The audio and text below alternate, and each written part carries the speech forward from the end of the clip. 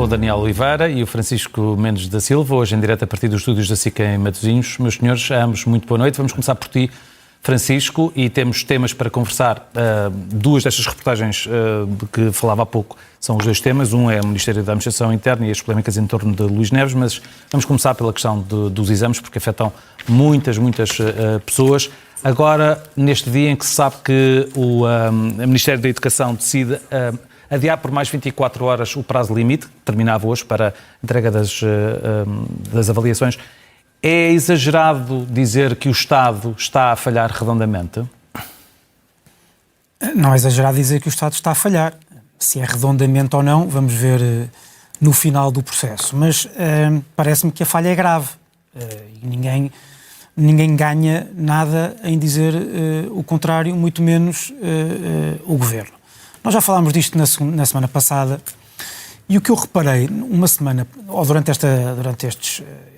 este período decorrido desde a última vez que falámos, desde a semana passada, que há aqui duas características ou dois factos absolutamente evidentes. Em primeiro lugar, de tudo o que podia correr mal, houve muita coisa que correu mal. E que não podia ser de outra forma, porque num processo deste tipo, a partir do momento em que há as falhas que existiram com o atrito que causaram no processo de digitalização, tudo o resto é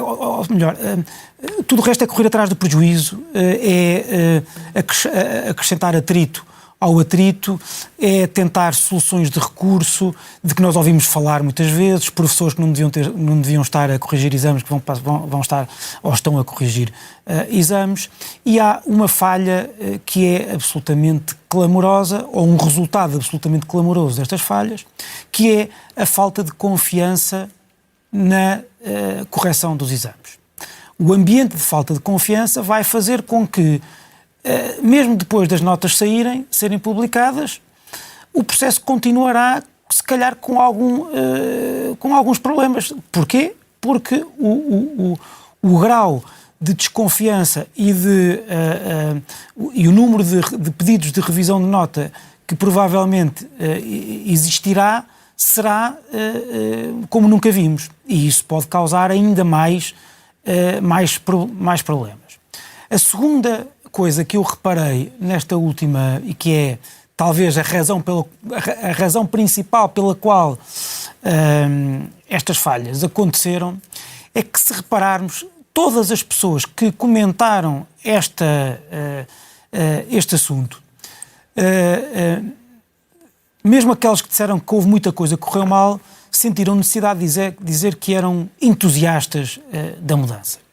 E se calhar o que nós tínhamos precisado, inclusivamente ou em particular na estrutura do Ministério, era pessoas que não fossem assim tão entusiastas da mudança.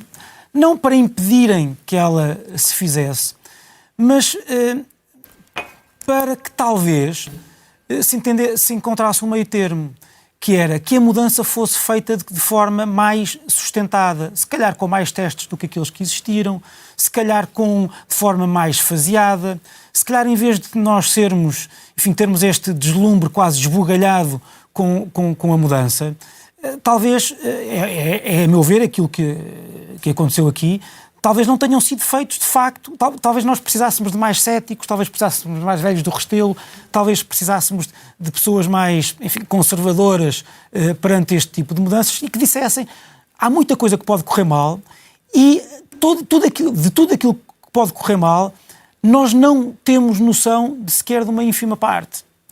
E portanto, foi isso que parece-me a mim, que quando há necessidade ao mesmo tempo um processo de digitalização nunca feito, que precisa ao mesmo tempo de intervenção humana, há muita coisa que pode mesmo correr mal. Daniel. Eu acho que a mudança podia ter sido sustentada, aliás era suposto ser, por isso é que houve uma experiência piloto, e a experiência piloto, com o teste de filosofia, com o exame de filosofia o ano passado, serve para detectar o que está mal e corrigir, ou para perceber, no limite, ainda não estamos preparados, é preciso trabalhar mais. Por isso é que isto é, antes de mais, uma falha política, não uma falha técnica. Porque As falhas técnicas foram detectadas há um ano. A falha política é ter feito, depois de ter decidido generalizar quando não havia condições para isso, e ainda por cima, quando parece que havia uma plataforma vai ser substituída em 2027, portanto vai ter que haver... um valor muito superior àquele que foi contratado para desta vez. E, portanto, tudo dizia, não avancemos já, é preciso afinar melhor isto, não fez durante tanto tempo daquela forma, sem erros graves, portanto, aguentávamos mais um bocadinho, não era o fim do mundo. Nós temos episódios como 40 técnicos do Educa e do gabinete do Secretário de Estado, que é uma coisa que não cabe na cabeça de ninguém, à procura de folhas desaparecidas, o que diz qualquer coisa sobre, o que ainda por cima não podem, porque não podem ter acesso aos exames, o grau de improviso que entramos quando quando isto entrou em espiral. E estes sucessivos erros noticiados, e têm que ser noticiados, porque vivemos em democracia e há transparência, vão fazer com que, evidentemente, à mínima dúvida, as pessoas vão pedir reavaliação dos exames. Porque está minada, as pessoas já pedem normalmente, porque pode haver erros de avaliação. Está minada a confiança, como dizia o Francisco. Está minada a confiança, portanto a reavaliação vai ser provavelmente a norma. O que significa que vamos ter um novo problema. Eu não tenho dúvida, não vou dizer que não tenho dúvidas, mas acho muitíssimo provável que as notas saiam no dia 17. A questão é como. Ou seja, como chegámos a um ponto, não podem sair, até por razões políticas, não podiam sair depois do dia 17. Por razões também do calendário, é difícil que saiam depois do dia 17. A questão é como, e se não estamos a empurrar o problema para a fase seguinte, que é a fase das reavaliações e da brutalidade de gente que vai ser precisa para reavaliar os exames. O problema não foi... Com custos em horas extraordinárias que ainda não estão aferidos pelo Ministério das Finanças, que não dizia que isso iria fazer. Eu, aliás, sobre os custos, deixo para a segunda ronda por causa de outro assunto. O Ministro não decidiu apenas avançar, começou por negar o problema, desvalorizar, culpar os diretores, gaba-se. Aliás, depois deste processo de ter cortado metade do Ministério da Educação, gostava um trabalho jornalístico que fosse feito, pode não ter tido impacto.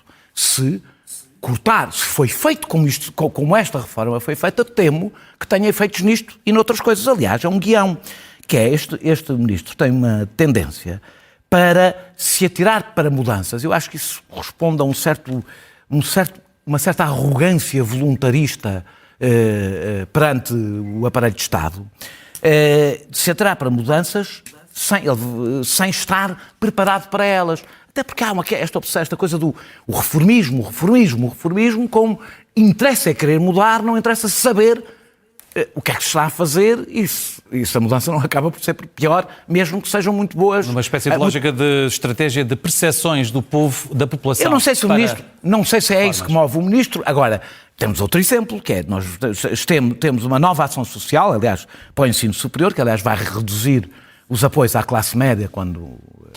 Eu vou terminar. Temos isso e, no entanto, a plataforma anunciada ainda não está disponível, estamos em meados de julho, e as candidaturas foram adiadas para 14 de agosto. Ou seja, há um padrão, que é eu avanço primeiro e resolvo depois. E isso, quando mexe com a quantidade de pessoas que mexe a educação, tem efeitos que podem ser bastante trágicos. Francisco, falamos sobre a questão política e das consequências políticas. O Primeiro-Ministro diz que os ministros estão no governo para resolver problemas. Os custos ainda não estão propriamente aferidos, como eu fazia referência há pouco, o Ministro das Finanças ainda vai trabalhar sobre o assunto e não se sabe exatamente que custos é que irás ter, até porque depois, com todo o processo de revisões, como estamos a falar. Mas o Primeiro-Ministro diz que os ministros estão cá para resolver problemas. Temos de nos habituar a também ter ministros que estão cá para criar problemas, desnecessariamente? Bem, antes de mais, deixa-me só responder aqui a uma coisa que o Daniel disse. Eu acho que o problema não é a arrogância voluntarista do Ministro. Desde logo, neste caso concreto, há um grande consenso das forças políticas de que este processo é necessário. Tanto assim é que ele foi iniciado pelo Partido Socialista. Por outro lado, aquilo que o Ministro, ou que o Governo, ou que os decisores políticos seguiram aqui foi, aliás, a pressão pública, de que o Daniel também falou, de que nós temos que... O Governo tem que ser ultra-reformista e não há reformismo se não houver um grande processo de digitalização em todos os interstícios da máquina do Estado. Há casos, porém, e e peço desculpa por eu parecer aqui sempre um velho do Restelo nesta matéria, mas há casos em que, porém, ceder à pressão pública de se andar rapidamente demais nestas matérias também é importante e também faz parte da liderança. Dizer, se calhar não fazemos este ano tudo de uma vez, experimentámos nos exames de filosofia no ano passado, as coisas não correram a 100%, vamos continuar a testar faseadamente. É o que me parece que era avisado. Mas parece-me a mim, porque entretanto eu descobri que houve problemas. O que me parece é que as pessoas que estão por dentro do Ministério deviam ter previsto que estes problemas podiam acontecer. Quanto ao resto, enfim, nestas matérias nós tendemos sempre para a discussão da telenovela, se o ministro deve cair, se não deve cair. Eu não tenho nada contra demissões de ministros, acho que elas não são um desterro social, como já disse, acho que é uma forma normal de os governos ou o Estado dizer que, enfim, houve uma falha, a pessoa que estava de guarda naquele momento assume a falha saindo. Neste momento acho que é muito cedo para fazermos essa discussão, porque aí o Primeiro-Ministro tem razão. Neste momento, a função... Quer dizer, nós estamos no olho de furacão. Estamos a querer resolver as coisas rapidamente e com urgência. E queremos, por um lado, ou discutir se o Ministro deve sair ou não, ou seja, desfocar a discussão... Desculpe interromper, Francisco, em janeiro falávamos exatamente o mesmo relativamente à ex-ministra da Administração Interna, no meio do comboio de tempestades, se deveria ou não sair, depois acabou por Maria Lúcia Amaral tomar a decisão ela própria de sair. E eu disse exatamente o que disse aqui.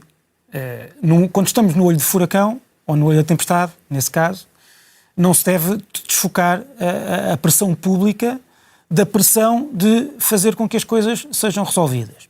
Depois das coisas estarem resolvidas, vamos ver como é que elas foram resolvidas. Se é bem, se é mal, com que grau de destruição da confiança no Estado. Estás a ficar sem tempo, Francisco. E qual o grau de intervenção política e qual o grau de intervenção técnica nestes problemas. E aí podemos ter essa discussão sem qualquer tipo de pruridos. Daniel, para avançarmos para o segundo tema sobre o outro Ministro da Administração Interna, dou-te a palavra para falarmos nomeadamente sobre custos. Estavas Pois, veremos os custos. Tem a ver com isso. Luís Montenegro reafirmou a confiança no Ministro em palavras e retirou-lhe a confiança em atos. Quando pôs um eurodeputado, que não é membro do Governo... Porta-voz do partido. A anunciar dinheiro que, aliás, a lei já obriga a dar, não é? Mas... Isto é simbolicamente extraordinário. Temos alguém na sede do PSD que não é deputado, não é eurodeputado, não é membro do Governo, nunca foi, a anunciar uma medida do Ministério da Educação, a substituir o Ministro da Educação. Uma pessoa que chegou à política há 3 anos, penso eu. Isto não é só, para já, a humilhação pública do Ministro, que eu acho que isto é uma humilhação pública do Ministro, é uma confusão entre o Estado e o partido que nós devemos recusar. Eu acho que revela só parte do que corre mal. Este governo tem um problema de gênese. Este governo nasceu com uma estratégia que foi escrita nos jornais, aliás, dita por fontes do governo, que era repetir 1985 e a estratégia de Cavaco Silva. Ou seja, como esta situação era insustentável, criar uma crise política e vir um reforço, e aí sim começavam a governar. Como criaram a crise política, mas a situação não mudou no que é essencial, eu acho que ficou assim. Ficou um governo mais ou menos de campanha, mais ou menos para governar, e eu acho que a razão, porque não... Ou seja, seria estranho que o Ministro da Educação se demitisse quando a Ministra da Saúde continua no lugar. Quando o Ministro das Infraestruturas, de pacote em pacote, vai agravando o problema mais sério que neste momento temos, que é o problema da habitação. Quando até o Ministro da Presidência é o centro daquilo que parece ser uma parte dos problemas deste governo, que é tática a mais e política a menos. E políticas a menos.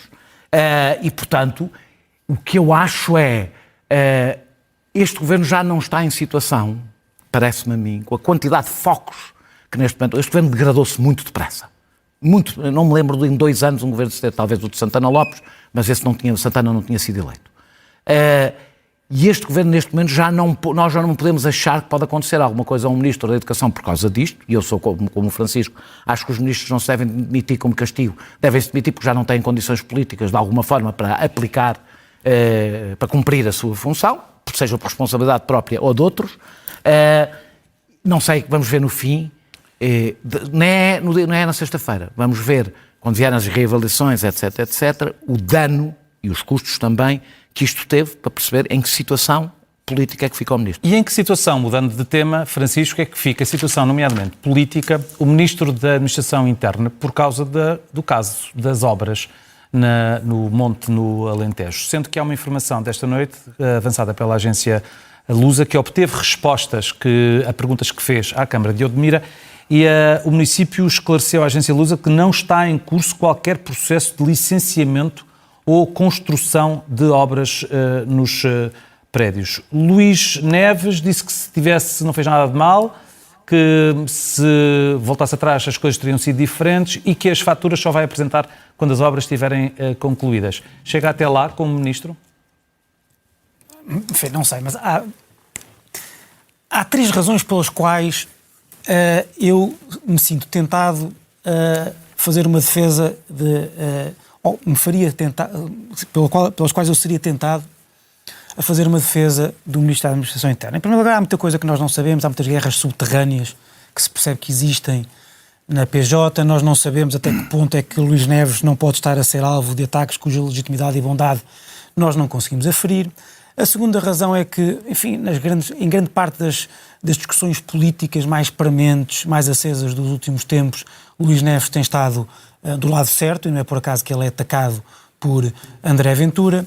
E a terceira razão é porque, para ser totalmente justo, não há indícios suficientes, sejam considerados isoladamente ou em conjunto, para concluir necessariamente pelas acusações mais graves de que lhe são feitas, que é de que ele basicamente favoreceu um empreiteiro amigo e como contrapartida teve obras feitas basicamente de borla no seu monte no Alentejo. O problema disto tudo é que estas razões são incidentais e não nos afastam dos factos que temos perante os olhos. E os factos que temos perante os olhos são, em primeiro lugar, aquilo que o Ministro da Administração Interna já disse. E o que o Ministro da Administração Interna já disse são coisas em que ele mete os pés pelas mãos. E são coisas que são chocantemente erradas, vindas de um ex-diretor da PJ e um Ministro da Administração Interna. Coisas como por exemplo, que o facto de ter sido emitida uma fatura mostra que o pagamento foi feito. Acho que algo de que ele próprio seguramente já se arrependeu de ter dito, mas mostra um nível de confusão mental e de impreparação e de quase temor perante este caso que não auguram nada de bom. Depois, porque, conhecendo nós bem como é que funciona a investigação criminal e todos os órgãos do Estado que nela participam, ou porque a lideram, ou porque coadjuvam nela, o Ministério Público, a PJ, a Autoridade Tributária, tudo aquilo que o Ministro disse ia ser completamente gozado pelos inspectores. Ia quase servir para o condenar. É preciso ter essa noção. Mal ou bem, provavelmente mal. Mas o cidadão comum, que se vê a braços com a AT, com a PJ, com o Ministério Público, se dissesse aquilo que o Ministro disse, ia ter a vida muito dificultada. E em terceiro lugar... Para concluir, Francisco, por favor. Para concluir, aquilo que o Ministro parece fazer transparecer é que a sua relação com este empreiteiro, a essa relação presidiu alguma informalidade. E isso pode trazer alguns problemas, mesmo que os problemas não sejam da índole de que muitas vezes a investigação criminal normalmente quer ir para coisas que não consegue provar, este favorecimento, etc. Mas enfim, enquanto o Ministro não mostrar as faturas, os comprovativos de pagamento, ou seja, se não mostrar toda a formalidade que existe para comprovar a relação que tem com este empreiteiro a propósito daquelas obras, toda a gente pode suspeitar que o ministro, ex-diretor da PJ, se estava a comportar como normalmente muita gente se comporta, que é, com base nessa tal informalidade. E isso pode lhe causar problemas, porque, por muito pequena que seja a irregularidade, quando se é ministro da Administração Interna, qualquer pequena irregularidade é um problema grave. E uma das irregularidades que muitas vezes são praticadas nas obras são as questões do pagamento ou não de IVAs. Daniel. Eu começo por dizer que eu aprecio o Ministro da Administração Interna, aprecio antes de ele ser Ministro da Administração Interna, porque nunca se deu ao medo que se tentou instalar na política, o discurso do medo num dos países mais seguros do mundo, nem diabolizou a imigração num país que precisa de imigrantes. Tem, evidentemente, isso era evidente, um alvo na testa desde que tomou posse, por setores postos pela extrema-direita e por setores que são, ou tabloides, que são próximos ou se têm mostrado próximos da extrema-direita no seu discurso e, portanto, não veem, não gostam, não o apreciam especialmente. E isso explica porque é que não teve direito a 2 meses, acho eu, de estado de graça. Agora, independentemente disto, de facto temos as mesmas obras feitas na PJ e assinadas, aliás, pelo próprio Luís Neves. Com o mesmo empreiteiro a fazer obras particulares, parte sem comprovativo. É verdade que ele não era Ministro da Administração Interna, era pior ou melhor, o que se quer, era diretor da PJ. Isso ainda é mais sensível do que ser Ministro da Administração Interna, na realidade, porque mexeu diretamente em processos e investiga casos semelhantes. Vai ser interessante ver este fogo amigo, porque eu estou convencido que uma parte disto é fogo amigo, ou seja, vem de dentro, não vai sofrer um ricochete em Luís Montenegro, se não vai toda a gente lembrar-se de voltar a investigar a Casa de Espinho e as ligações Câmara, Casa de Espinho. Seria interessante ver os comprovativos, todas as questões que estamos a levantar agora, as pessoas as mesmas que fizeram a obra, serem os que fizeram a mesma ABB que ofereceu, que deu, não ofereceu, peço desculpa, que garantiu o cimento, etc. Eu o que acho é que a situação do Ministro é difícil. Tenho pena que seja difícil, sobretudo porque acho que qualquer ministro tem que perceber, qualquer ministro, e são poucos neste governo, que não seja um aliado objetivo do Chega, vai ter problemas. E, portanto, tem que ter uma situação muitíssimo mais segura e firme a todos os níveis do que todos os outros, porque não tem a proteção, como tem uma boa parte deste governo da extrema-direita.